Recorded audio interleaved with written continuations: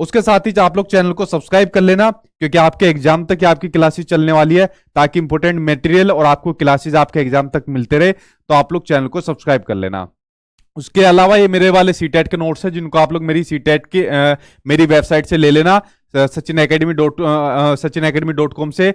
मैंने आपको बताया हुआ है कि आपको एग्जाम तक 2 ही चीजें फॉलो करनी है, डेली क्लास अटेंड करना है और इन नोट्स को पढ़ना है। बस आपका सीटेट का एग्जाम आपका अच्छे नंबर से पास हो जाएगा, ठीक है। ये सभी चीजें इन नोट्स के अंदर आपको मिल जाएगी। फेक नोट से आपको बचना है, जो आपको इधर उधर नोट्स दे रहे हैं, फेक देते हैं, 50-100 रुपए में देते हैं, या मेरे नाम से कुछ भी आपको फेक चीजें दी जाती है।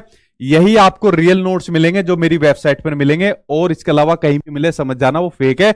रियल नोट्स आपको यही मिलेंगे, जिनको पढ़ने के बाद आपका अच्छा स्कोर बनेगा, आप लोग सीटेट का एग्जाम अच्छे नंबर से पास करेंगे। तो क्वेश्चन को मैं कोशिश करता हूं कि हर दूसरी तीसरी क्लास में मैं इसको इंक्लूड करूं। इसको इंक्लूड करने का मेरा मकसद ये होता है ताकि मैं इसकी इंपोर्टेंस को बता सकूं कि कितना महत्वपूर्ण क्वेश्चन है।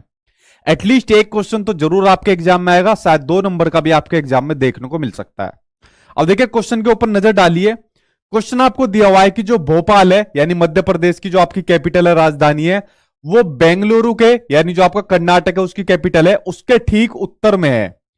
तथा जो गांधीनगर है, जो आपका गुजरात है, उसकी कैपिटल है, गांधीनगर भोपाल के ठीक पश्चिम में है। तो गांधीनगर के सापेक्ष बेंगलुरु की क्या दिशा है, क्या डायरेक्शन है, ये आपसे क्वेश्चन पूछा है। ये आपका क्वेश्चन पूछा जाता है आपके मैप से, ठीक है। ये आपका क्वेश्चन पूछा जाता है जो आपका इंडिया का मैप है वहां से पूछा जाता है।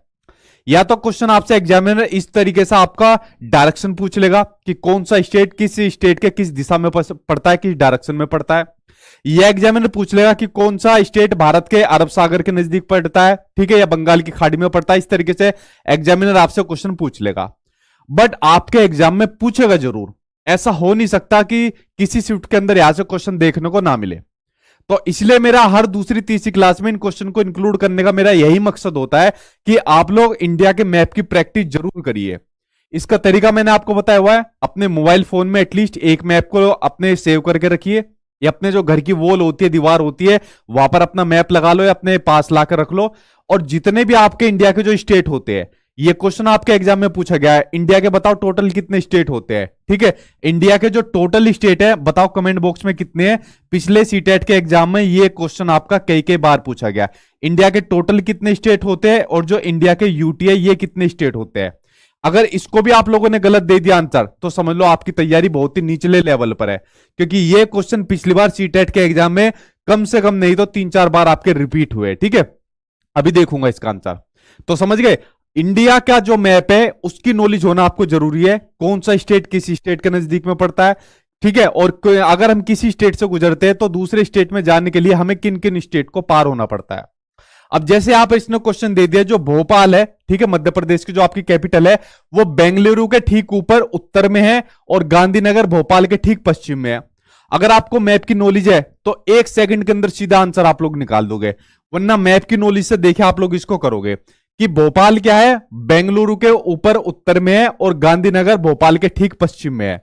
देखिए एक बार मैप की हेल्प से मैं आपको समझाता हूं ताकि आपको क्लियरिटी हो जाएगी। तो ये रहा भाई आपका भोपाल, ठीक, ये रहा आपका भोपाल, और भोपाल किसके उत्तर में है, आपके बेंगलुरु के। तो ये रहा आपका बेंगलुरु। तो बेंगलुरु का आपका पूर्वी हो गया, ईस्ट हो गया, ये इधर पश्चिम हो गया, उत्तर पश्चिम हो गया, इधर आपका दक्षिण हो गया, और ये हो गया इसका उत्तर हो गया। तो ये स्टेटमेंट बिल्कुल सही है कि जो भोपाल है वो आपके किसके उत्तर में है, आपके बेंगलुरु के उत्तर में है। तो पहला स्टेटमेंट सही हो गया। और जो आपका गुजरात है, जो गांधीनगर है, दूसरा क्या कहा था इसने, दूसरा कहा था इसने कि गांधीनगर भोपाल के ठीक पश्चिम में है। तो दूसरा स्टेटमेंट भी बिल्कुल सही है कि जो गांधीनगर है वो भोपाल के ठीक पश्चिम में है। देखो ये इसके किस में है, ये ठीक इसके पश्चिम में है। अब इसने क्वेश्चन क्या पूछा है, इसने क्वेश्चन पूछा है हमसे कि गांधीनगर के सापेक्ष, क्या पूछा है कि गांधीनगर के सापेक्ष बेंगलुरु की दिशा यानी बेंगलुरु का डायरेक्शन क्या है। एक बात मेरी गांठ बांध के रख लेना, आप लोग जितने वीडियो देख रहे हैं, जब कभी भी पूछे सापेक्ष में, तो जिस किसी के भी सापेक्ष में पूछे वही से आपको डायरेक्शन बतानी है, वही से आपको डायरेक्शन के बारे में बताना है, ठीक है। जिस किसी के भी सापेक्ष में पूछेगा वही से आपको उसकी डायरेक्शन को, उसकी दिशा को बताना है। इसने पूछा गांधीनगर के सापेक्ष में बेंगलुरु की क्या दिशा है, बेंगलुरु का क्या डायरेक्शन है। तो गांधीनगर के सापेक्ष में बेंगलुरु की दिशा बतानी है। तो भाई ये रहा आपका गांधीनगर और ये रहा आपका बेंगलुरु, तो इसके सापेक्ष में इसकी दिशा बताओ। ठीक है, तो देखिए ये ईस्ट, ये वेस्ट, ये नॉर्थ, ये साउथ, तो इसके सापेक्ष में बेंगलुरु की दिशा क्या पड़ेगी, ये रही आपकी दिशा। तो ये साउथ है, ये ईस्ट है, तो क्या हो जाएगी, ये हो जाएगी आपकी साउथ ईस्ट हो जाएगी। क्या हो जाएगी, साउथ ईस्ट हो जाएगी। तो आंसर क्या हो जाएगा, साउथ ईस्ट आंसर आपका निकल कर आ जाएगा। क्या आ जाएगा आपका, साउथ ईस्ट आंसर आपका निकल कर आ जाएगा। ये रहा आपका south east answer, third answer इसके अंदर आपका सही हो जाएगा।